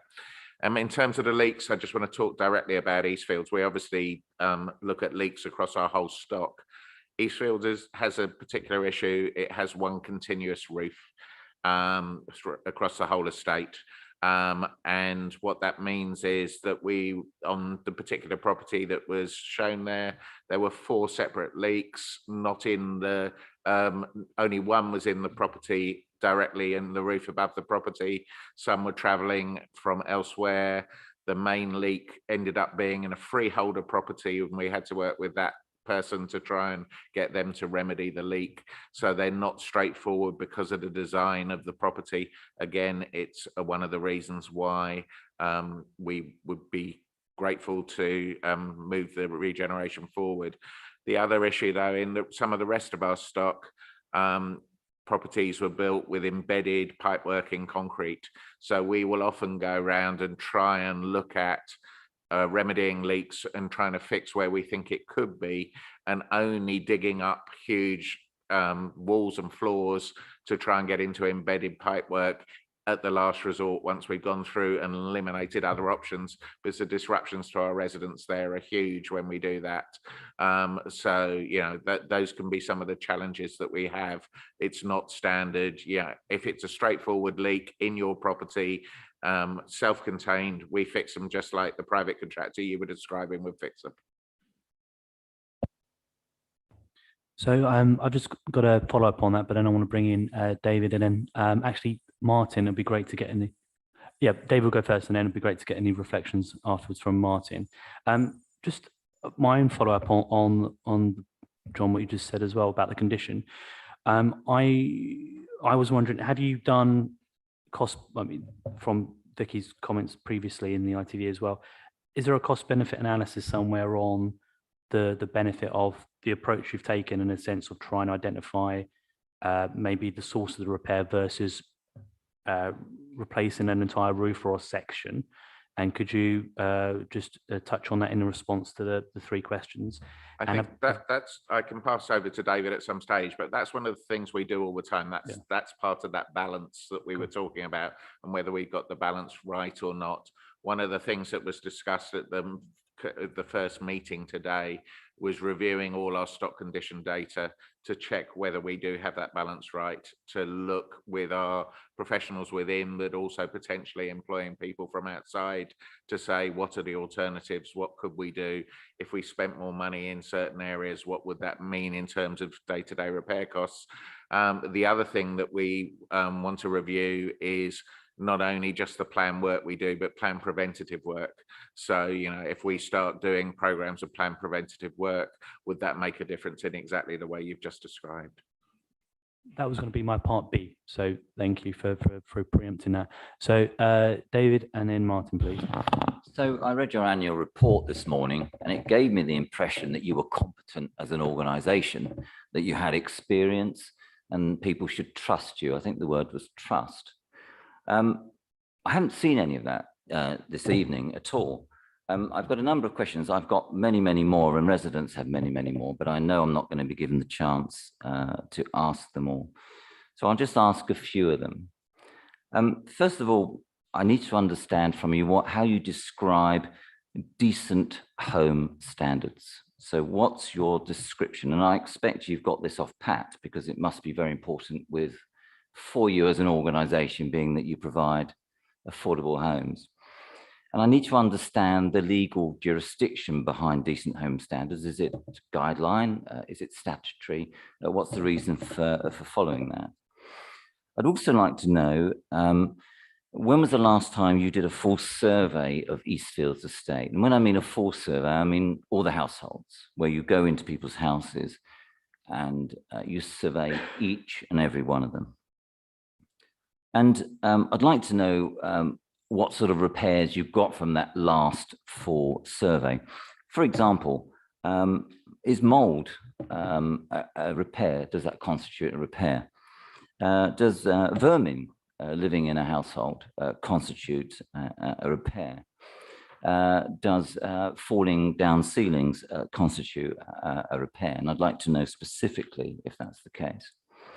And what I'd also like to know is how often does Clarion meet with the cabinet member for housing? And has the cabinet member for Merton raised the issues that have been covered tonight previously in those conversations? And coincidentally, we are going to the cabinet member, Martin. Thank you. Just on that point, obviously I've raised performance issues in our meetings that we have had with Clarion most recently, and in the past where issues have been reported. So I have had regular dialogue with Clarion. That's set out in terms of the stock transfer agreement, in terms of the regular liaison meetings which have taken place. Likewise, I've had a number of meetings in terms of regeneration over the past year on the matter. So I am in very regular dialogue with Clarion. I'll be having even more enhanced meetings now about the matter. In relation to obviously the repairs, we can only give the information partly about what we're actually presented with as a cabinet member, similar to the report that you are given as a scrutiny panel. There's also as well the Merton Community Partnership, which has nominees both from the Labour group and the Conservative group who scrutinise. So there is that regular dialogue which does take place. But I will say as well, you know, in terms of our overall powers, they're fairly limited. We took a decision under the previous administration to stop transfer in 2010. So we don't have that direct power over us, but we obviously certainly raise issues when they are raised with us about the performance of Clarion Housing. And on the point, obviously, that Anthony Fairclough raised, clearly there's always been concerns raised about energy. We've seen obviously the repair figures, but I have obviously further questions about some of the subcontractors that Clarion have, and it's clearly right that, you know, obviously that information has been provided. Some information has been provided to me already following our recent meeting, but clearly obviously that letter was to follow up on further points in relation to a letter that I received from Clarion last week. So that dialogue has been ongoing. Obviously we can talk, you know, about the regeneration as well. That does need to happen. But what I have been obviously very clear as cabinet member is that the regeneration in these fields will take a few years to actually complete. The council has given the go ahead for the regeneration. Obviously, there is a few financial issues which we're in the process we're trying to resolve, which will come back to council shortly. But Clarion do need to bring homes up to a decent standard, because we know that that regeneration will take a few years. We want to get it expedited, ideally as quickly as possible. But people should not have to live in housing conditions like that. They are completely and utterly unacceptable. And I think, like all of us in this chamber, we're absolutely appalled from what we've seen in those TV footage and what has been reported at the recent residents meeting, which I also attended, where there was further film actually presented in there. Thank you, Martin. So just to summarise those points. So from David, we've got points on decent home standard, legal guidelines, and how do you manage your stock in terms of regular surveys, you know, and potentially I'll probably add on there, how does the data inform that picture? And Martin's point about the meetings you've been having since, or I would say probably beforehand, and how you're responding in dialogue. And if you're able to, from the letter that I circulated before, if there's any points you're able to address in that, that'd be helpful in your response. And for me, I mean, I've got sort of an additional point. How the housing ombudsman, so clearly they were or supposed to be set up to adjudicate in these matters, and they have been criticised for having a lack of teeth. I was wondering if the cabinet member and or Clarion had a view about the relationship, given the changes in the legislation that meant that this is a challenging area for who's responsible and who is accountable to who in respect of the housing repairs. Thank you. So decent home standard is a government standard, and David will be much better at describing that than I will. But in terms of components, I think, to be clear, from a Clarion perspective, and Councillor, you said you'd seen our annual report, one of the things that we're really clear as an organisation is that good quality, safe, affordable homes is really central to us as Clarion. And we have a Clarion 2040 standard for our homes that is far more than decent homes. And David may well want to say more about that. I think one of the other areas that we're focusing on, and I know Councillor Welton is also the climate emergency lead as well, is our sustainability strategy and what that means for investing in our existing homes as well.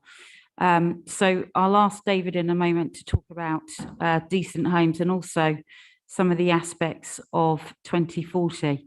We alluded, or John did, a while ago around stock condition data, and that is carried out on homes and on blocks as well. In terms of access to people's homes, obviously from a tenancy agreement perspective, we don't access people's homes unless obviously they've reported a repair or we're visiting customers, or we're door knocking, or there's an engagement day or some other events. So residents do report repairs to us. And to answer your questions directly, yes, mould would be a repair. Clearly complex in terms of the challenges of mould and damp and how that can be created.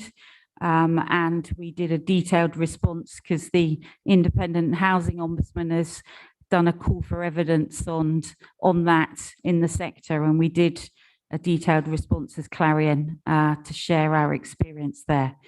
Vermin is obviously a pest control report to us, and yes, we do act on that. And in terms of the ceiling, absolutely, yes, that is a repair. In terms of the Independent Housing Ombudsman, clearly their powers have been strengthened in the last year, and obviously we've done a self-assessment as an organisation against those standards, and there are regular investigations and reports now. There was one only this morning or yesterday that was reflecting on the increased complaints that the Ombudsman is seeing, and I think that's quite reflective of the position and the pandemic that we've been in as well. So, they clearly have their powers, and residents, we have an internal complaints process, but residents can obviously go to the Housing Ombudsman, and we do have detailed information that we share on complaints on our website as well, and in our annual report. Don't know if I've missed answering any questions, Chair. I need some answers. So I specifically asked, when did you last do a survey of households? The only thing I think you've said is you've never done a survey of the households. I specifically asked to describe the Decent Home Standard, so hopefully that is going to be explained. I specifically asked, how often does Clarion meet with a cabinet member, and have they brought up these issues before? So I haven't had any answers to those questions. Okay. You talk about the Decent Home Standard and the legal jurisdiction. Yes, I can. The Decent Home Standard has got a lengthy document. To summarise it in a paragraph, I'm not able to do that in terms of a summary. The people on the Eastfields estate that visit, do they know what the Decent Home Standard is the question. I think, Councillor Draper, I will ask these specific questions, because I have friends and family who live on the Eastfields estate, and they have not had their questions answered. And I will not just sit down and listen to Labour councillors who think they know it all about Eastfields account, where you've been in charge for 30 years. Specifically, I want to answer, what is a decent home? Do you recognise what it is? David, I appreciate, I absolutely appreciate you. I find this a very emotional subject, and I've kept my powder dry because I accept this is a council meeting, okay? I was brought up in these sort of places. There's a sense of hopelessness, and I don't see anything but administration tonight. I'd like some answers. Look, I can absolutely appreciate your emotion on this matter. I mean, I live opposite. I see what happens. I've been there. I don't live in it, but I do live opposite, and I do walk through it with my boy every day. So I'm aware of the issues, and I do speak to residents there. I think it's unfair, the comment you've made to Nick, but I do appreciate at the same time you do have family and friends on this estate. So I think it's a fair point. It's really challenging to describe the Decent Home Standard in a paragraph, other than it, would define the requirements which you need to provide the housing, and to go through it will be quite a lengthy meeting in itself. What I do think is a fair comment to pursue, and I was about to before you interrupted, was to actually follow up on the survey. So if you could detail your comments on that and be helpful to understand why. Is it uneconomical, or is there a better way you manage your stock in terms of information flows? So in terms of a stock condition program, in terms of our estates, we do have a central stock condition program that's informed by asset data, and we have a head of asset management who looks after that function, and that informs the program in which our stock condition surveys happen on our estates. So was that a question? Sorry, Ben raised his hand. Okay. Obviously, without going back to Eastfields, we've mentioned the balance. We haven't got that balance right, and we've acknowledged that. So we're not certainly saying any of those properties are to the standard we'd expect, and we've apologised for that. So the stock condition programme that we have, we can look at that in terms of the regen, and I think what we'll see is from the Merton Management Group, we will structure that stock condition survey program and centre it at these key estates to obviously make the improvements that are required. So, okay, there's a few more hands. What I'd like to do is also start to address comments towards the sort of the future, and talking about how do we move on to a position where the processes are improved, and that what will actually happen with the regeneration. But also, I just want to follow up back on your point, David, about is that information shared with Merton Council as a sort of snapshot, even annually, even this is an awareness thing? You know, how are you informing your partners and bringing them with you on the journey to so that, you know, instead of having meetings like these where, you know, we uncover repairs, we're actually with you in trying to move this thing forward. And then we've got two further questions. We've got Anthony and then Ben.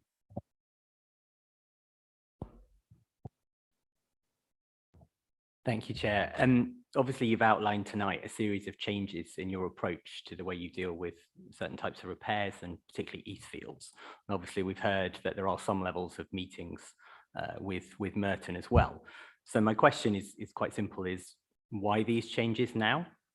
On the basis that we learn for the future from what happened in the past. What is it about now that's made you make these changes when you didn't make them before? Ben. Thank you, Chair. And just to follow on from Councillor Dean's point, actually, is from the answer there, I think it's not clear at all how you'd regularly check what properties are falling below that standard. And I think just to clarify what avenues you've got a whole team that looks at that overall level, but if there's any measures you have at the moment that see what properties are below standard, does your repairs system feed into that database at all? And if not, why not, and when can it? But also looking forward, Chair, as you said, in terms of the future, I think the communication is going to be key here. And a part of that, I think, should be to let your residents know what standard is, so they can report to you directly from your communications. You've told me this is the standard. You've been very transparent with your residents and told them this is what the standard should be, so everyone in your estates can see whether their property meets them or not. I think that could be something that you could look into in the future, and I'd be excited to hear you agree with that. Thank you, Ben. And sorry, I had one more final question from Sally.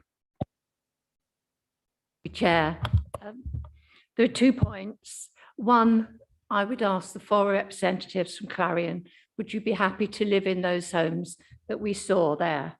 I wouldn't. And if I wouldn't, I doubt if you would. And therefore, we shouldn't expect Merton residents to live in those homes. So that should always be your underlying question to yourselves. Would you live in there with that damage, that leak, the ceiling down? If you wouldn't, then you should get it done.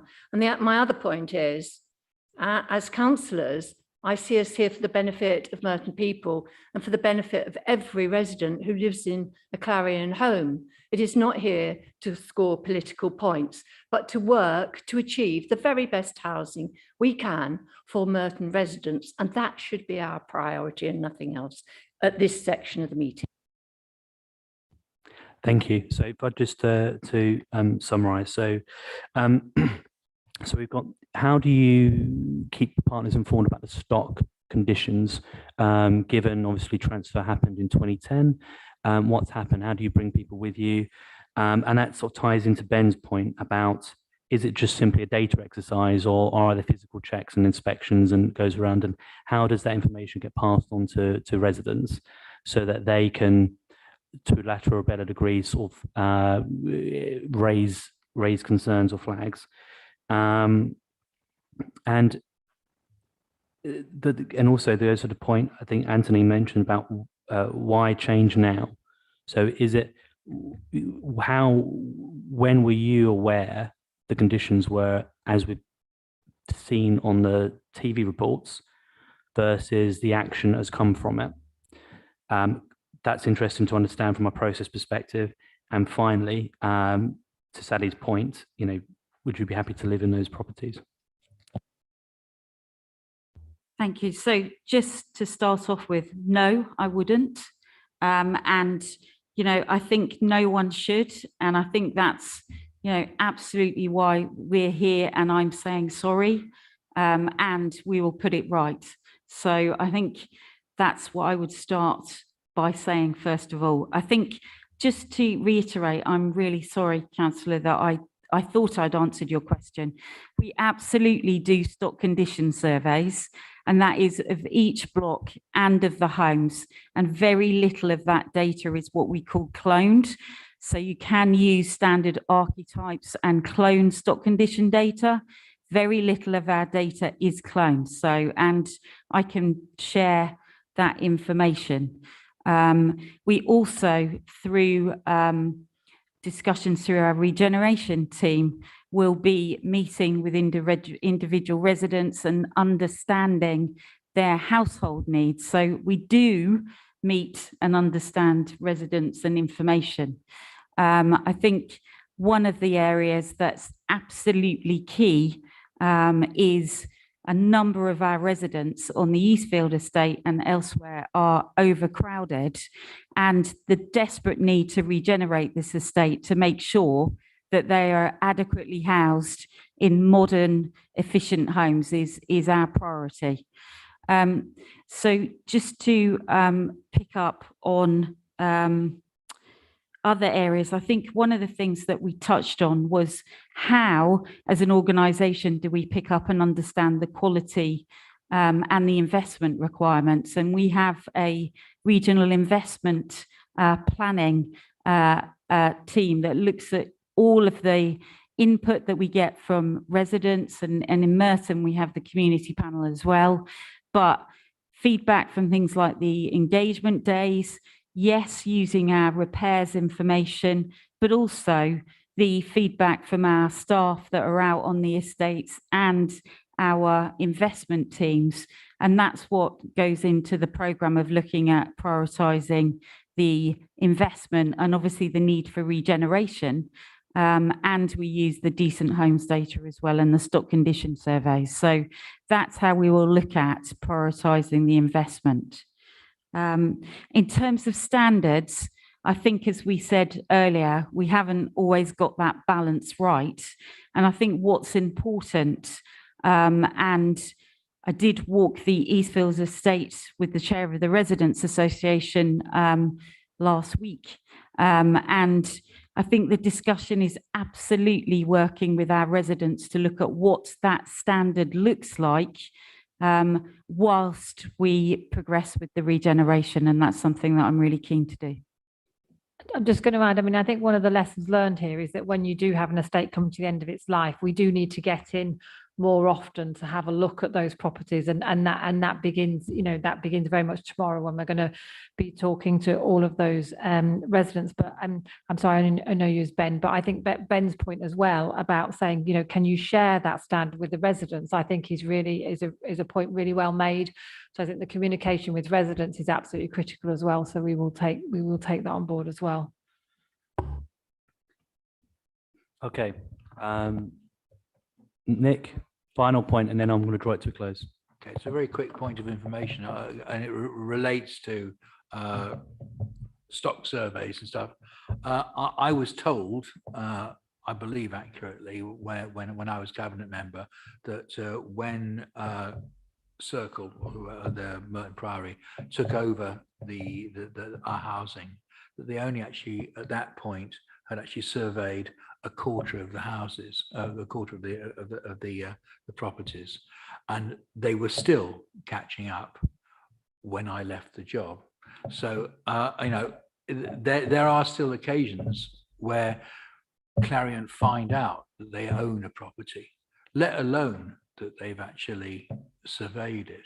And the important thing about surveying is, of course, that rust never sleeps, as Neil Young told us, that things change with time. What was okay 10 years ago is no longer okay. And this, I think that the point of surveying, and I think it's right that David Dean asked it, but the point of surveying is that it is only so useful. I think the important thing is just understanding that the whole estate needs constant looking after, and that whole demanding of yourselves, not us demanding of you, demanding of yourselves, you actually get done and do that job. Thank you. Thank you, Nick. So I'm going to round up this item, and then I think we should move on to any recommendations. So firstly, I just want to thank each and every one of you as panel members, but also as those from Clarion, from giving evidence, for being measured and for actually asking very good and pointed questions. I appreciate sometimes these subject matters are very detailed, and I have no illusion that this is going to be solved in one single panel meeting, nor would it. So just to recap so far, I mean, we've heard in terms of the actual immediate challenges that were highlighted on the 21st of May, the challenges of COVID, the challenges of the process failure, and that they led on to more longer term challenges of trust and reporting there. And this all stems ultimately from the conditions of the properties since 2010 stock transfer. We know that the conditions on this stock is at its very, very end of life. And unfortunately, the processes and ability to repair them is becoming increasingly more difficult. And in order to change that, we need some partnership working. We need partnership working as a borough in order to identify where those properties need repairing. And we've already seen a lot of that with Siobhan's hard work, identifying the case list. We've seen already some quick action there from John and colleagues. So that's helpful to see. And we want to see more of that. But we also definitely want to see some regen happening, particularly on these fields. We've already seen a lot of the work on High Path. It's good to see more of that moving forward.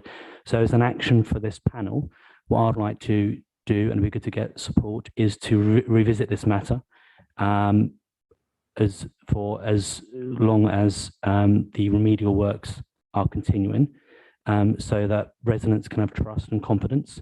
We all can have trust and confidence, and together as partners, we can build a future for Merton and for residents that we all want to see. And I'll just take nods for agreement on that. So in terms of any recommendations, I have an immediate recommendation.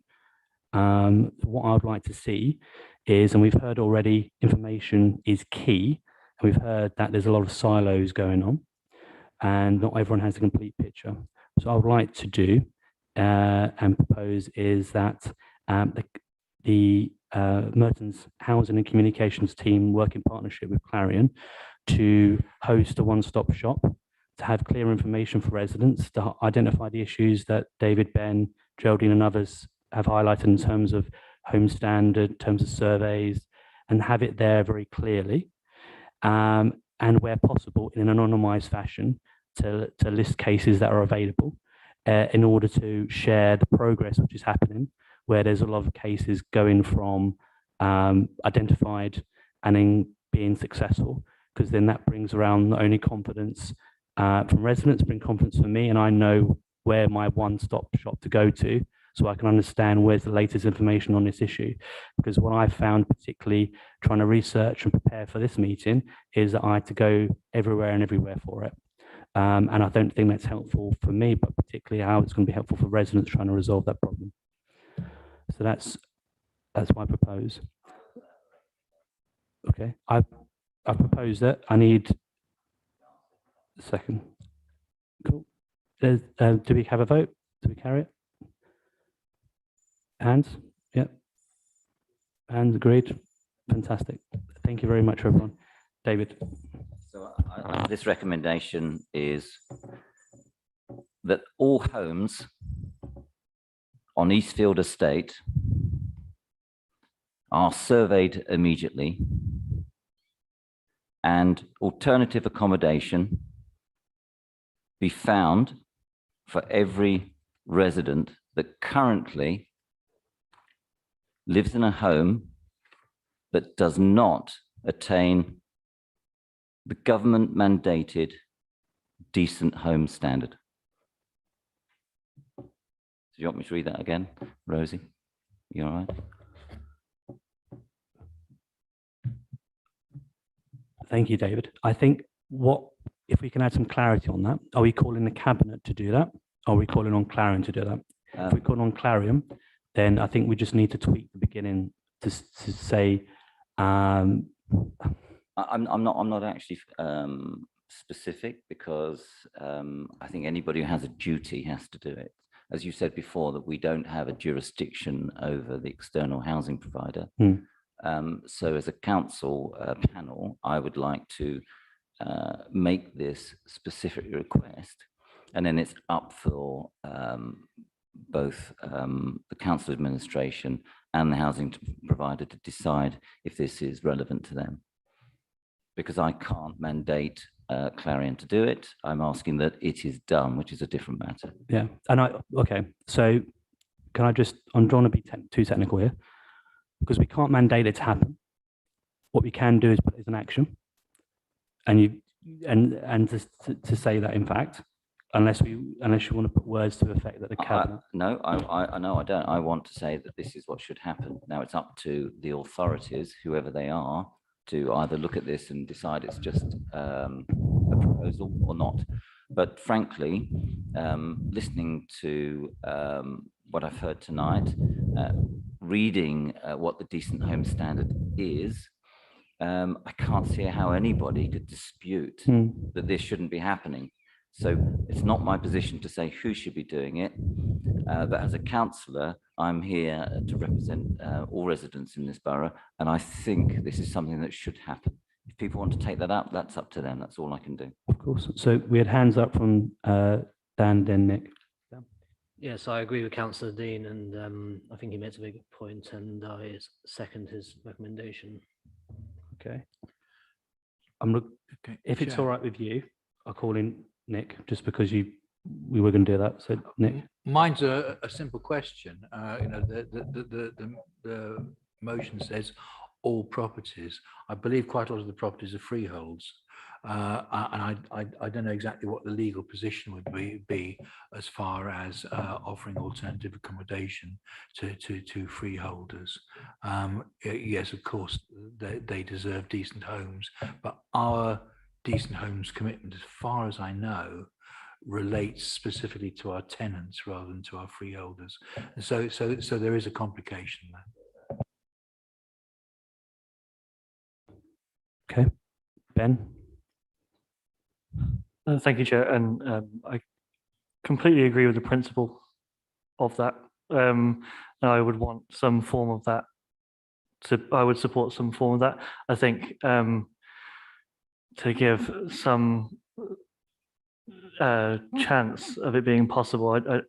I know councillors here know the absolutely frightening state of the availability of alternative accommodation in the borough and London widely. I'm just concerned that a rightfully ambitious motion such as that, I completely agree with the ambition and the principle. I just don't want it to be ignored immediately through a perceived impossibility of it. What I would want to insert in there, I'd still want to support it, but I want to insert in there, if we could agree some sort of reasonable time limit once they have found a property not to be living up to that standard, to rectify it in that period. Or I'm expecting the housing provider to deliver all the repairs very quickly so they don't get themselves into this position. Because two things: one, in their annual report, they talk about ensuring this, you know, moving people around, having homeless doesn't happen. And Merton Council also has a priority in that. So this is to make them do their job. Thank you, Chair. I'm very much of the view that the point of us making recommendations is that stuff happens, whereas making declaratory statements about what's wrong and right in the world that we all agree on isn't really going to get us anywhere. So I might have a question for Clarion if they're likely to follow up on that if we pass a recommendation to that effect. The other thing is, I think there does need to be clarity. You know, our job is to scrutinise the council and its partners. If we're talking about legal requirements, then we should probably address that to the cabinet and ask them to investigate and report back on that. If there are perceived legal issues that we want to draw out, then we should ask that happens. Ben, do you want to come back on that, or are you happy for me to? I agree with that, but I think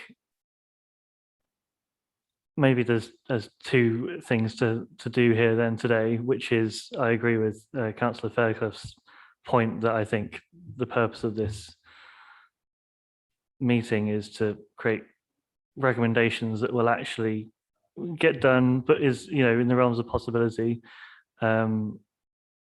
Is there a possibility of splitting those? I think that a recommendation coming from this scrutiny panel to cabinet to look at those legal issues is a correct one. Probably creating more work for everyone saying these things, but also to have a statement that we can say that Clarion can then react to. More on Councillor Dean's first motion there as well. So I think I agree with the premise. I've got a suggestion that we can get it through. On Anthony's point, on to Clarion colleague, do you have data on decent home stand in a readily available form?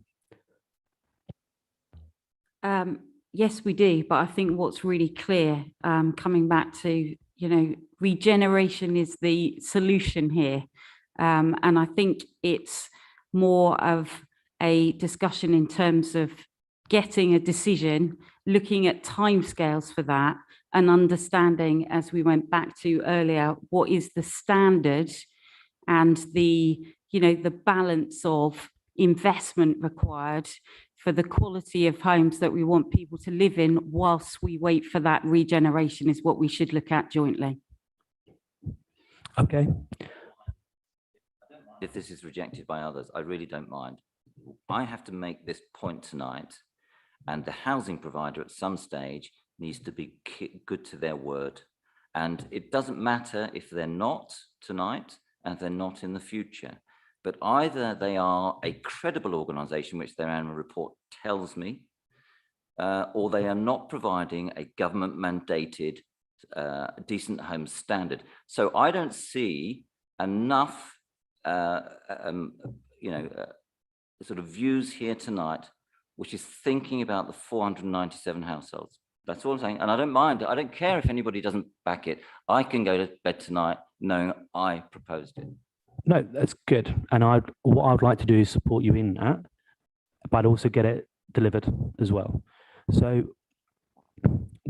if I can propose a tweak to what you've proposed is, can we call on the cabinet to request that decent home stand information? And then we have that in black and white. And then, as I said, we are going to be revisiting this at the next session of scrutiny. And then with that information, we can then proceed further. Because you are right, we don't have the information to hand, and it's useful to have that information to go forward in the best step forward. And the cabinet member has already made clear in his letter that if remedial action isn't taken, the council will be more than willing to pass this on to the housing ombudsman. So that should give you some confidence. So you're adding some words, but you're not taking any away. Is that correct? So what I'm doing is I'm taking away the back end, because ultimately we need to understand where. So Chair, I'm sorry to interrupt you. I'm very happy there are two separate recommendations, but I want to make this recommendation, and I don't mind if nobody backs it. It's important to me that this information is out there. I don't mind if you feel it doesn't respect this panel and it's not right for Clarion. I still want this recommendation to go to this panel, and I don't mind if it's rejected. Okay. I can't take the recommendation forward for an action of an outside provider from the panel, but I can take a recommendation forward for action of the cabinet and the executive. So if you're willing to tweak the request to ask for information, we can do that. You provide the words, and that will be voted on. I understand that. And at some stage, I will try to get my words through some panel or council meeting, etc. That's fine. Okay. So, and I'd hope you would second this. So the panel calls on, requests the cabinet write to Clarion asking for detailed information on the conformity with the decent home standard of stock across the borough.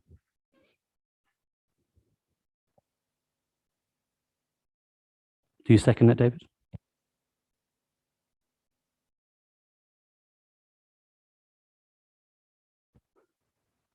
Okay, do we vote for it?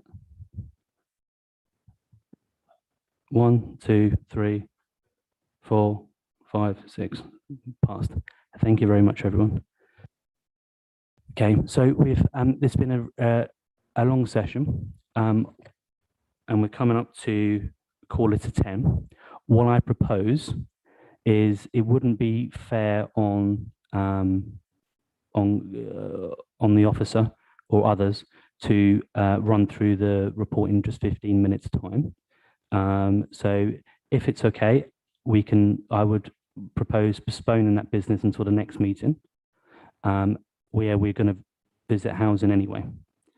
Does everyone agree with that? Or we do want to take the item? Officer agrees. Good. All right. Good. All right. Well, thank you very much, everyone. Meeting adjourned. Really, really appreciate your time, and thank you again.